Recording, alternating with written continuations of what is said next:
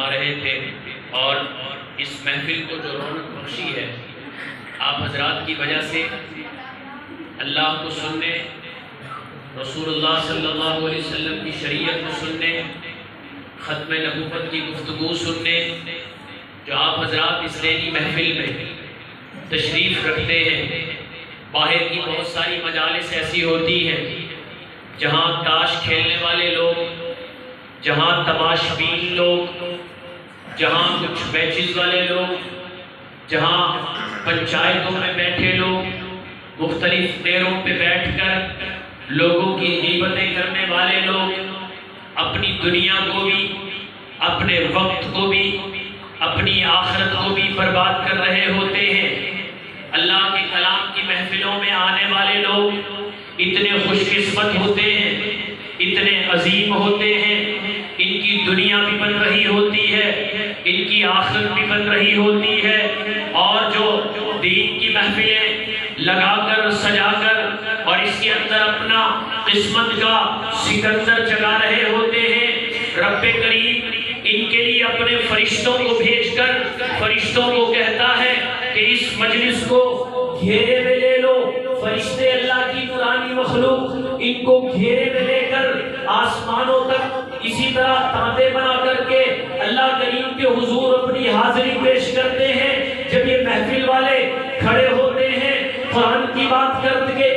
قرآن کی بات کر کے، نبی کی بات کر کے، سیرت کی بات کر کے، جہاد کی بات کر کے، شریعت کی بات کر کے، اللہ کی بات کر کے، جب یہ لوگ چلے جاتے ہیں اللہ اپنے نورانی محفل میں بیٹھنے والے لوگوں کی بخشش کا اعلان کرتے ہیں اور فرشتوں کو کہتے ہیں فرشتوں گواہ ہو جاؤ جو میری اس محفل کا حصہ بنے، میں نے انہیں آج بخش دیا۔ اصلاح معاشرہ کی مجلس ہے، اور آج جس طرح میری نظروں میں آسمان کے ستارے چمکتے ہیں، زمین پر قرآن کی محفل سجانے والے، اسلام کی محفل سجانے والے، جہاد کی بات اکٹھے ہو کر کرنے والے، نبی کی سناخانی کا ہجوم رکھنے والے، جس طرح زمین والوں کے لیے آسمان میں ستارے چمکتے ہیں، آسمان والوں کے لیے اللہ رسول اللہ کی شریعت بات کرنے والوں کی محفلیں اس طرح چمکتی ہیں۔ یہ خوش قسمتی ہے میرے محترم دوستو۔ البرء مع من احب، رسول اللہ صلی اللہ علیہ وسلم نے ارشاد فرمایا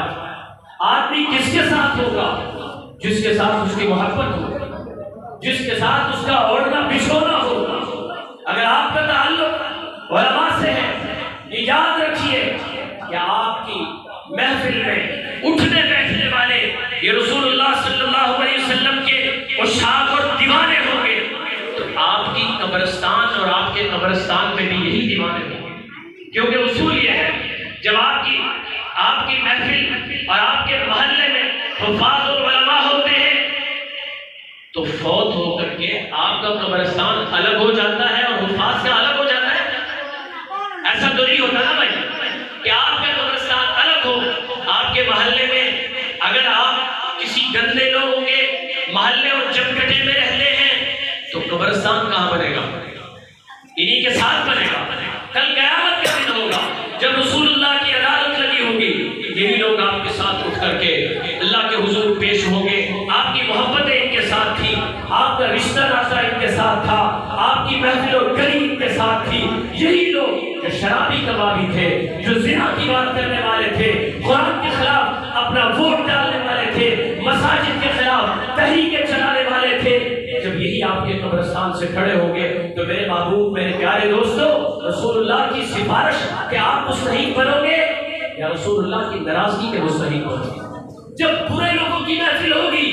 یقیناً آپ اللہ کے پیغمبر کی ناراضگی کا سبب بنو گے، اور جب آپ کی محفل میں علماء حفاظ ہوں گے، آپ کی مجلس اور محلے میں علماء حفاظ ہوں گے تو قبرستانوں میں بھی پڑوس ان کا ہوگا۔ جب کل قیامت کے دن کھڑے ہوں گے حضرت مولانا حجت الاسلام بانی دارالعلوم دیوبند مولانا محمد قاسم نانوتوی رحمت اللہ علیہ نے ایک حدیث سنائی، بات ختم کرتا ہوں۔ مولانا نے فرمایا اپنے